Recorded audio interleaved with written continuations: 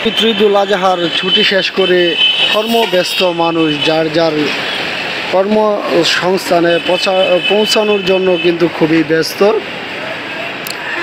আজকে কিন্তু ময়মনসিংহ থেকে যে ঢাকাগামী যে রাস্তাটি রয়েছে সেখানে কিন্তু প্রচুর পরিমাণে যানজট লেগে আছে। আর ঢাকা থেকে ময়মনসিংহগামী রাস্তাটা কিন্তু একেবারে ফাঁকা। তো আসলে একটি কথা, যেন আপনার ছুটি যদি 7 দিন হয়, আপনি একদিন আগে আপনার গন্তব্যে পৌঁছে যান, দৃঢ় স্বস্তি পাবে। আর শেষ সময় যখনই এই কর্মসংস্থানে পৌঁছানোর জন্য মানুষের ছুটাছুটি দেখা যায়, অনেক যে যানজট লেগে থাকে, তখনই কিন্তু সড়ক দুর্ঘটনার মতন ভয়ঙ্কর যে চিত্রটি সেটি কিন্তু লক্ষ্য করা যায়। আরেকটি বিষয় আমি সব সময় বলে থাকি যে ঝুঁকিপূর্ণ যানবাহন দুর্ঘটনার মূল কারণ বাসে কিন্তু তেমন একটি জ্যাম লক্ষ্য করা যায় না। বাস কিন্তু মোটামুটি ফাঁকা, অথচ হাজার হাজার মানুষ ড্রাম ট্রাক, কভার ভ্যান এবং এই পিক আপ ভ্যানে চলাচল করতে দেখা যায়।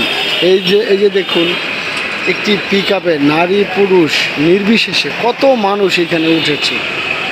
আসলে ভাই এটা কি, আপনি একটু সময় এবং টাকা বাঁচানোর জন্য এইসব ঝুঁকিপূর্ণ যানবাহনে কেন উঠবেন? এই দেখুন অবস্থাটা দেখুন।